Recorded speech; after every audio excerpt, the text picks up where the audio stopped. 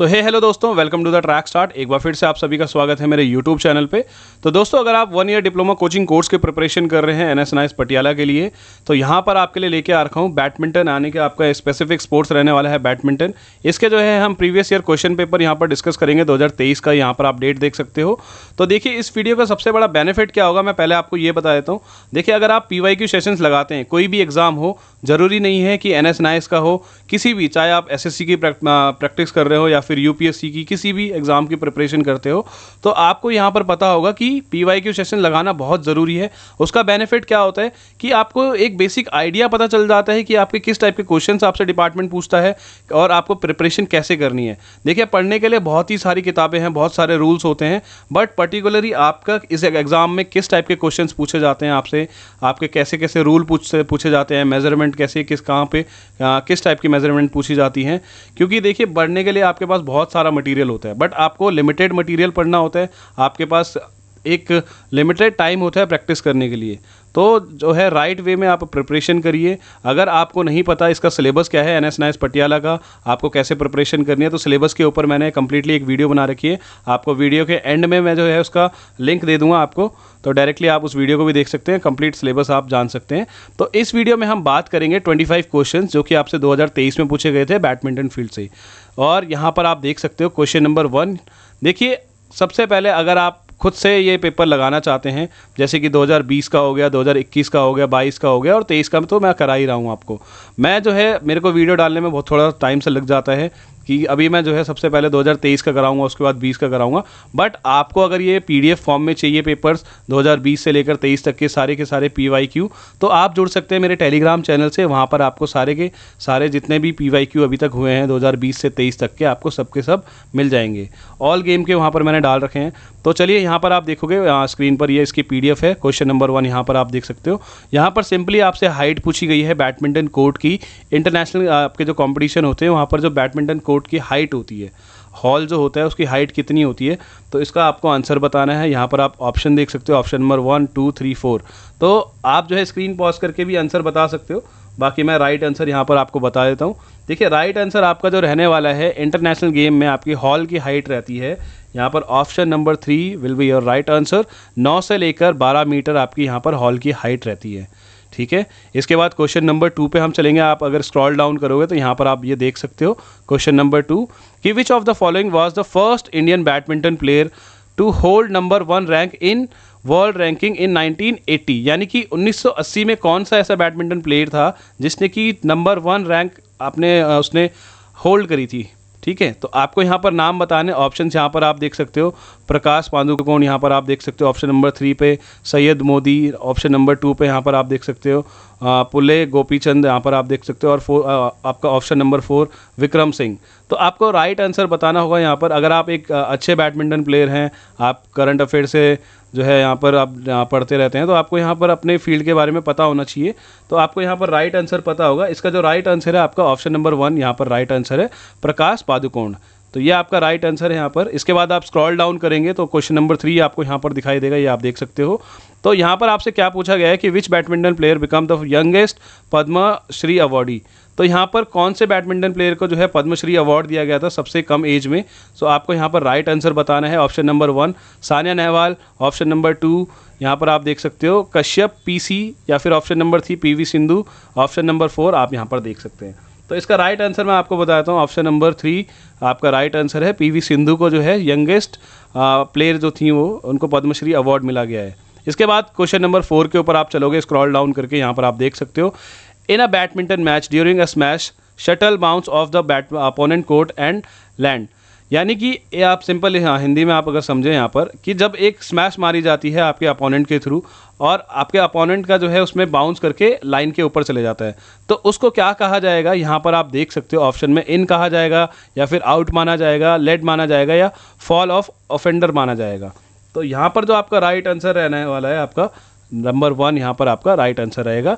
अगर आपकी जो है शटल लाइन के बिल्कुल यहाँ पर बाउंस करके ऐसे इधर जाती है, आउटसाइड में चले जाती है, यहाँ से देखिए ये आपका ग्राउंड हो गया, इस टाइप का लाइन आपकी यहाँ पर ये सर्विस लाइन हो गई, यहाँ से जो है आपका बाउंस करके पीछे चले जाती हैं, तो यहाँ पर आपका वो इन माना जाएगा।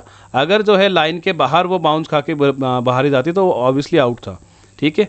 इसके बाद क्वेश्चन नंबर 5 पे यहाँ पर आप देख सकते हो, विच of the following is not a part of racket. देखिए आपका जो है मैंने यहाँ पर मेजरमेंट के ऊपर ना, आपके बैडमिंटन मेजरमेंट के ऊपर एक कंप्लीटली वीडियो बना रखी है, आप उसको चेकआउट कर सकते हैं। वहाँ पर मैंने आपको ये सारी चीज़ें पढ़ा रखी है कि बैडमिंटन के पार्ट का क्या नाम है। आपको स्क्रीन पर यहाँ पर दिखाई दे रहा होगा कि ये शाफ्ट होता है, ये हेड होता है, ये हैंडल होता है। तो ये सारी चीज़ें आपको पता होनी चाहिए। इसके ऊपर मैं कंप्लीटली वीडियो लेके आ रखा हूँ ये वाली, तो आप जो है वीडियो के एंड में जो है ये वीडियो भी देख सकते हो। तो यहाँ से भी आपको बहुत ही हेल्पफुल रहेगी ये वीडियो एग्ज़ाम को क्लियर करने के लिए। इसके बाद आप मैंने इसको आंसर नहीं बताया आपका, सॉरी। क्वेश्चन नंबर 5 का आपका राइट आंसर यहाँ पर आप देख सकते हो। तो नंबर 1 आपका राइट आंसर है, यानी कि फेस ये आपका यहाँ पर यूज़ नहीं किया जाता है बैडमिंटन, आपका जो रैकेट होता है उसमें। आपका शाफ्ट होता है पार्ट, हेड होता है और हैंडल होता है। इसमें जो है ये आपका नहीं होता, इसमें कौन सा पार्ट नहीं है ये पूछा गया है। इसके बाद क्वेश्चन नंबर 6 पे हम चलते हैं कि who won the all England man single in the year 2021। जो ऑल इंग्लैंड मैन का सिंगल्स जो आपका चैम्पियनशिप होती है उसमें 2021 में कौन चैम्पियन था, किसने वो जीता था खिताब। तो यहाँ पर आपसे पूछा गया है। तो ऑप्शन नंबर 6 का आपका आंसर है नंबर 3। यहाँ पर आप देख सकते हो ली जी जियाओ, ये आपका राइट आंसर है। इसके बाद क्वेश्चन नंबर 7 पे हम चलेंगे। तो यहाँ पर आपसे शेप पूछी गई है कि आपके शटल कॉक की क्या शेप होती है। ये भी जो है मैंने इस वीडियो में पढ़ा रखा है कि आपके जो शटल कॉक होती है उसमें कितने फ़ेदर होते हैं, उसकी शेप क्या होती है, वेट कितने होते हैं, कितने फ़ेदर उसमें होते हैं, ये सारी चीज़ें मैंने आपको यहाँ पर पढ़ा रखा है। इसका क्वेश्चन नंबर 2 का जो है राइट आंसर आपको यहाँ पर मिलेगा, ये कॉर्नियल शेप, ये आपके यहाँ पर रहने वाली है या राइट आंसर। इसके बाद आप चलोगे 8th क्वेश्चन पे। तो यहाँ पर आपसे क्या पूछा गया है कि फेदर पूछा गया है कि how many feather are attach in base of the shuttlecock, यानी कि आपके जो शटल कॉक होती है उसमें कितने फेदर यूज़ किए जाते हैं, वो किसके फेदर होते हैं, कौन सी बर्ड के वो फेदर होते हैं, ये मैंने जो है वीडियो में बता रखा है। तो आप वीडियो को चेकआउट कर सकते हैं। इसका जो राइट आंसर आपका रहने वाला है नंबर 8 का, इसका राइट आंसर है नंबर 3। तो टोटल नंबर ऑफ फेदर 16 होते हैं, 16 फेदर आपके यूज़ किए जाते हैं शटल में। ओके। इसके बाद क्वेश्चन नंबर 9 पे आप यहाँ पर चलोगे कि what is the diagonal length of double badminton court. देखिए ये भी मैंने इस वीडियो में पढ़ा रखा है कि आपका जो एक लेंथ होता है, डायगोनल आपका होगा, डबल का डायगोनल कितना होता है, उसकी लेंथ कितना, हाइट कितनी होती है आपकी। तो क्वेश्चन नंबर 9 का जो आपका यहाँ पर राइट आंसर रहने वाला है 4 रहने वाला है, यानी 14.723 मीटर आपका यहाँ पर राइट आंसर है। ओके। इसके बाद नंबर 10 के ऊपर हम चलते हैं कि the clear space around the court shall be, यहाँ पर आपको बताना है शुड बी, कि आपका जो कोर्ट होता है, बैडमिंटन कोर्ट होता है, उसके आसपास का एरिया कितना खाली होना चाहिए। आपका बॉर्डर का जो होता है, आउटर लाइन जो होती है ना, ये बाउंड्री लाइन आपका ऐसे बैडमिंटन कोर्ट होता है, या इसके बाद ये आपका इनर कोर्ट हो गया। ठीक है। तो आपको बताना है कि इसके यहाँ जो ये एरिया होता है ना, ये बाहर वाला एरिया, ये कितना बाहर रहना चाहिए। तो इसका जो राइट आंसर आपका रहने वाला है नंबर 2, ऑप्शन नंबर 2, यानी कि 2 मीटर के करीब आपको यहाँ पर खाली स्पेस देना होगा। ऐसा नहीं है कि यहाँ पर ऑडियंस को बिठाया जाएगा, ये स्पेस आपका खाली रहता है। इसके बाद क्वेश्चन नंबर 11 पे हम चलते हैं। यहाँ पर आप देखोगे कि ब्रिटिश कॉलोनियल ऑफिसर थे, उन्होंने जो बोरो किया था एक गेम, वो कहाँ से लेके आए थे, किस कंट्री से लेके आए थे, उन्होंने वापस लेके आया था। तो इसका राइट आंसर आप यहाँ पर देख सकते हो, ऑप्शन नंबर 2, ये भारत से लेके आए थे इनको गेम को। ठीक है। इसके बाद आपका यहाँ पर क्वेश्चन नंबर 12 आप देखोगे, height of the net at the centre, यानी कि आपका जो बैडमिंटन कोर्ट होता है उसके अंदर आपका नेट यूज़ किया जाता है, उसका सेंटर में उसकी हाइट कितनी होती है नेट की, ये आपको बताना है। तो ये आपका राइट आंसर यहाँ पर रहने वाला है 5 फीट। आपका जो सेंटर में नेट की हाइट होती है वो 5 फीट होती है। साइड में कितनी होती है आपको वीडियो में दिख जाएगा, या फिर आप कमेंट सेक्शन में मुझे बता सकते हैं कि साइड में कितनी हाइट होती है बैडमिंटन कोर्ट की।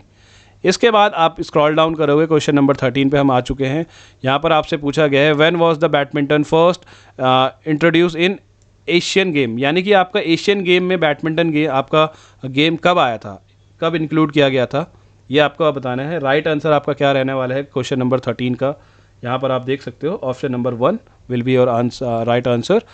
ये आपका आंसर है 1962 जकार्ता में आपका यहाँ पर एशियन गेम के अंदर बैडमिंटन खेल को डाला गया था। ठीक है। इसके बाद हम क्वेश्चन नंबर 14 के ऊपर चलते हैं। यहाँ पर आप पढ़ सकते हो उसको, which country hold the record of the most number of the Thomas cup win, यानी कि किस कंट्री के पास सबसे ज़्यादा थॉमस कप विनर हैं। यहाँ पर आपको बताना है, option number 1 Indonesia, option number 2 Malaysia, option number 3 China and option number 4 Denmark. तो आपको यहाँ पर राइट आंसर बताना है। राइट आंसर आपका रहने वाला है ये इंडोनेशिया। इंडोनेशिया के पास सबसे ज़्यादा थॉमस कप विनर है, यानी कि इन्होंने सबसे ज़्यादा बार थॉमस कप जीता है। यहाँ पर आप स्क्रॉल डाउन करोगे तो क्वेश्चन नंबर 15 आप यहाँ पर देखोगे तो ये आपके सामने यहाँ पर है। इसमें देखिए क्या पूछा गया है। इंडोनेशिया के एक प्लेयर होया करते थे कि तौफीक हिदायत, इन्होंने क्या करा था कि 2006 के अंदर में IBF का एक वर्ल्ड चैंपियनशिप कंपटीशन चल रहा था 2006 के अंडर में, इन्होंने बहुत ही तेज़ स्मैश इन्होंने पास किया था जो कि वर्ल्ड रिकॉर्ड इनका नोटिस किया गया है। तो उसकी स्पीड आपको बतानी कि उस स्मैश की स्पीड कितनी थी। तो ऑप्शन नंबर 1 आप यहाँ पर देख सकते हो कि 305 किलोमीटर प्रति घंटा के आसपास से मारा था, या फिर ऑप्शन नंबर 2 232 किलोमीटर प्रति घंटा, ऑप्शन नंबर 4 यहाँ पर आप देख सकते हो 300 किलोमीटर प्रति घंटा। तो आपको यहाँ पर रिकॉर्ड बताना है। अभी 2023 में आपसे रिकॉर्ड पूछा गया था, तो इसका जो राइट आंसर है आपका ऑप्शन नंबर 1 राइट आंसर है। 305 किलोमीटर प्रति घंटा की स्पीड से इन्होंने स्मैश मारा था, जो कि बहुत ही तेज़ अब तक का रिकॉर्ड नोट किया गया है यहाँ पर IBF वर्ल्ड चैंपियनशिप के अंडर में। देखिए क्वेश्चन जो है आपसे 2024 में घुमा के पूछा जा सकता है कि वो कौन से प्लेयर थे, उनका नाम पूछा जा सकता है, तो आप नाम यहाँ पर याद कर लीजिएगा। या फिर आपसे वर्ल्ड चैंपियनशिप पूछी जा सकती है कि कौन सी चैंपियनशिप में इन्होंने ये सबसे तेज़ स्मैश मारा था, तो यहाँ पर आप चैंपियनशिप का नाम याद कर लीजिएगा। रिकॉर्ड आपसे पूछा जा सकता है, सन, या फिर आपसे पूछा जा सकता है कि कौन से सन में मारा था, तो 2006 में मारा था। तो ऐसे करके आपको याद करने होते चीज़ें, ऐसे करके आपसे क्वेश्चन जो है काफ़ी बार रिपीटेड या फिर घुमा के पूछा जाता है। तो ये सारी चीज़ें आपको दिमाग में फोकस करनी है। इसके बाद क्वेश्चन नंबर 16 पे आप यहाँ पर आओगे। Which of the Indian male badminton player was first to reach number 1 world ranking in 2018? तो 2018 में कौन से ऐसे प्लेयर थे जिन्होंने वर्ल्ड नंबर 1 रैंक हासिल करी थी? तो ऑप्शन नंबर 1 यहाँ पर आप देख सकते हो श्रीकांत कंदाभी, यहाँ पर आपका राइट आंसर है। ऑप्शन नंबर 1 ही आपका राइट आंसर है। अगर आप एक अच्छे बैडमिंटन प्लेयर हैं तो आपको इनके सभी के नाम पता होंगे कि 2018 में कौन नंबर 1 पे था, सबसे पहले कौन किसको पद्मश्री अवार्ड मिला गया था। तो ये सारे नॉर्मली क्वेश्चन है, आप आराम से जो है पेपर को क्रैक कर सकते हैं। बस थोड़ा सा आपको जो है कॉन्शियस रह के यहाँ पर आंसर देने होंगे। इसके बाद क्वेश्चन नंबर 17 के ऊपर हम चलते हैं। तो आपसे यहाँ पर बैडमिंटन कोर्ट की जो है लाइनिंग का कितनी मोटी होनी चाहिए आपकी सारी लाइन, आपसे ये पूछा गया है बेसिकली, कितने mm की होनी चाहिए। तो देखिए यहाँ पर आपका राइट आंसर क्वेश्चन नंबर 17 का ऑप्शन नंबर 3 है। ये रहा आपका 40 mm की, यानी कि the court shall be a rectangular marked out with line of 40 millimetre wide, यानी कि 40 मिलीमीटर की आपकी जो है वो लाइन की मोटाई होती है, वो आपसे पूछा गया था यहाँ पर। ओके, सो यहाँ पर आप देखोगे क्वेश्चन नंबर 18, यहाँ पर आप देख सकते हो क्या पूछा गया आपसे। देखिए if the service fall short of the service line decision will be, यानी कि अगर आपकी जो सर्विस होती है वो सर्विस लाइन से पहले ही आपका यहाँ पर गिर जाएगा तो उसको क्या माना जाएगा? बेसिकली उसको फॉल्ट माना जाएगा, आपको पता ही होगा। तो बहुत ही ईजी क्वेश्चन था यहाँ पर। क्वेश्चन नंबर 1 आपका option number 1 will be your right answer.